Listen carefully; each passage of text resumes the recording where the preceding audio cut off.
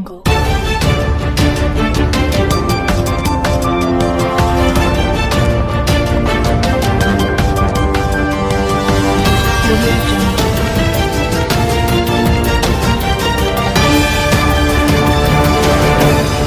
નમસ્કાર મિત્રો, હવામાન ગુજરાત યુટ્યુબ ચેનલમાં આપ સૌ મિત્રોનું સ્વાગત છે। અત્યારે 3:30 જેવો સમય થયો છે। અત્યારે વાવાઝોડું બિપરજોય ક્યાં પહોંચ્યું છે તેની લાઈવ અપડેટ જોવાની છે। ચેનલમાં નવા હોય તો સબસ્ક્રાઈબ કરી લેજો। ગુજરાતના ખાસ કરીને જામનગર, દેવભૂમિ, દ્વારકા, કચ્છ આ બધા વિસ્તારોમાં બંદરો ઉપર 9 નંબરનું સિગ્નલ હતું તે હટાવી 10 નંબરનું સિગ્નલ લગાવી દેવામાં આવ્યું છે। ભયનો માહોલ ફેલાયેલો છે। ભારે વરસાદ પડી શકે અને ભારે પવન ફૂંકાઈ શકે। વાવાઝોડાના કારણે જે પણ વિસ્તારોમાં નુકસાન થવાની ભીતિ છે ત્યાં તંત્ર પણ કામે લાગી ગયું છે। જોઈએ સંપૂર્ણ અપડેટ, વાવાઝોડું કઈ રીતે આગળ વધશે અને દિશા પણ બદલી રહ્યું છે તો ક્યાંથી ટકરાવવાનું છે તેની પણ અપડેટ મેળવીએ। સૌથી પહેલાં મિત્રો આપણે અત્યારે વાત કરીશું વાવાઝોડું ધીમે ધીમે આગળ વધી રહ્યું છે।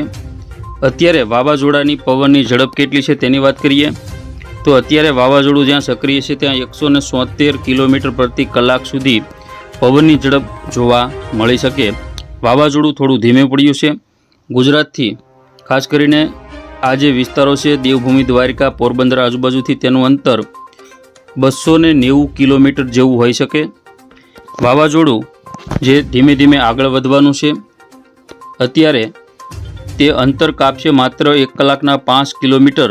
આવી ધીમી સ્પીડમાં તે આગળ વધશે। આ રીતે તેનો ટ્રેક જોવા મળશે। ત્યાંથી આ રીતે ટકરાય અને જામજોધપુર એટલે કે રાજસ્થાન આજુબાજુ જવાની શક્યતાઓ છે। પાકિસ્તાનના કેટલાક વિસ્તારો અને કચ્છના મોટાભાગના વિસ્તારોમાં વાવાઝોડાની અસર સૌથી વધારે જોવા મળશે। આગામી 14, 15 અને 16 તારીખ 3 દિવસ માટે આ બધા વિસ્તારોની અંદર અત્યારે સાવચેતી રાખવી જરૂરી છે। એવું બની શકે કે આગામી સમયમાં 14, 15 તારીખમાં વાવાઝોડું થોડું ઘણું ફેરફાર કરી પાકિસ્તાન તરફ જાય અથવા તો સંપૂર્ણ રીતે ગુજરાતની અંદર ટકરાય એવું પણ બની શકે। તો લાઈવ અપડેટ જોતા રહેજો, દર 3 કલાકે આપને આપીએ છીએ। 14 તારીખમાં પવનની ઝડપ જોઈએ તો 175 કિલોમીટર પ્રતિ કલાકની જોવા મળશે। વાવાઝોડું મજબૂત બનશે। જે સૌરાષ્ટ્રના જે વિસ્તારો છે જેમાં 70 કિલોમીટર પ્રતિ કલાકની પવનની ઝડપ જોવા મળી શકે। કચ્છના વિસ્તારોમાં 71, 72, સૌરાષ્ટ્રમાં પણ જામનગર, પોરબંદર આજુબાજુ વધારે, જ્યારે ભાવનગર, અમરેલી, સુરેન્દ્રનગર, બોટાદ આજુબાજુ 60 કિલોમીટર પ્રતિ કલાક મહત્તમ પવનની ઝડપ રહી શકે। બાકીના ગુજરાતના વિસ્તારોમાં 50 કિલોમીટર પ્રતિ કલાક જેવી પવનની ઝડપ જોવા મળી શકે। જોઈએ વાવાઝોડું 15 તારીખમાં કઈ રીતે આગળ વધવાનું છે તેનો સંપૂર્ણ ટ્રેક આપણે જોવાનો છે, જરા પણ મિસ કરવાનું નથી। તો વાવાઝોડું જે આગળ વધી રહ્યું છે અત્યારે દરિયા કિનારાના તમામ જિલ્લાઓ ખાસ કરીને 3 જિલ્લામાં રેડ એલર્ટ જાહેર કરવામાં આવ્યું છે। જામનગર, દેવભૂમિ, દ્વારકા અને કચ્છ જિલ્લો સૌથી વધારે અસર કચ્છ જિલ્લામાં થવાની છે। ગુજરાતના જે બાકીના જે વિસ્તારો છે તેની અંદર ભારે વરસાદ પડવાની શક્યતાઓ રહેલી છે। તેમાં પણ થોડા ઘણા ફેરફાર આ વાવાઝોડું થોડું દૂર જવાના કારણે ગુજરાતના કેટલાક વિસ્તારોમાં ઓછો વરસાદ પડે અથવા તો ન પણ પડે આવી શક્યતાઓ પણ અત્યારે જોવા મળી શકે। 15 તારીખની અપડેટ જોઈએ તો 15 તારીખમાં વાવાઝોડાની જે પવનની ઝડપ છે 181 કિલોમીટર પ્રતિ કલાક। કચ્છના જે વિસ્તારો છે જેમાં 90 કિલોમીટર પ્રતિ કલાકથી પવનની ઝડપની શરૂઆત થશે। દેવભૂમિ, દ્વારકા 91 થી 92, તેમજ જામનગર 80 થી 85ની પવનની ઝડપ। ભાવનગર, અમરેલી, જૂનાગઢ, ગીર સોમનાથ, સુરેન્દ્રનગર, બોટાદ 65 થી 70, દક્ષિણ ગુજરાતમાં 63, અમદાવાદ આજુબાજુ 60, ઉત્તર ગુજરાતમાં માત્ર 55 થી 58ની પવનની ઝડપ જોવા મળી શકે। જોઈએ વાવાઝોડું જ્યારે ટકરાવવાનું છે ત્યારે તેની પવનની ઝડપ કેટલી રહેશે, કેટલી ઝડપે ટકરાવવાનું છે તે મહત્વનો એક વિષય છે। વાવાઝોડાની આંખ કરાચી આજુબાજુ હોય તો પણ પાકિસ્તાન સિવાયના કચ્છના જે આપણા વિસ્તારો છે તેને ભારે અસર કરી શકે છે। તો જોઈએ આગામી સમયમાં 16 તારીખમાં વાવાઝોડું સવારમાં 6 વાગ્યા આજુબાજુના સમયગાળામાં ટકરાવવાની શક્યતાઓ છે, જેમાં સૌથી વધારે પવનની ઝડપ જોવા મળશે તો 196 કિલોમીટર પ્રતિ કલાક પવનની ઝડપ જોવા મળે છે। દરિયામાં ટકરાશે ત્યારે 150થી પણ વધારે જોવા મળશે। તો સવારના 6 વાગ્યે 16 તારીખે 110 કિલોમીટર પ્રતિ કલાક કચ્છમાં, દેવભૂમિ, દ્વારકામાં 100 કિલોમીટર પ્રતિ કલાક પવનની ઝડપ જોવા મળશે।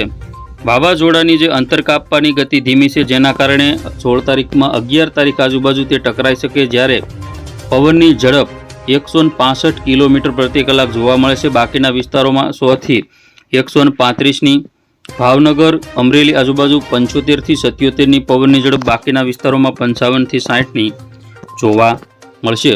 તો વાવાઝોડું આગળ વધવાનું છે। હજુ ગુજરાત સાથે ટકરાયા પછી પણ વાવાઝોડાનો અંત નથી થતો, વિખેરાવાનું પણ નથી, રાજસ્થાન તરફ આગળ વધી રહ્યું છે। તેનો ટ્રેક જોઈએ તો આ રીતે તે ગતિ કરી રહ્યું છે અને ત્યાર પછી નબળું પડવાની શક્યતાઓ છે। ગુજરાતને વટાવ્યા પછી રાજસ્થાનમાં તેની જે ઝડપ છે તે પણ વધશે, અંતર કાપવાની, અને વાવાઝોડું ધીમે ધીમે વિખેરાઈ જવાની તૈયારીમાં પણ છે।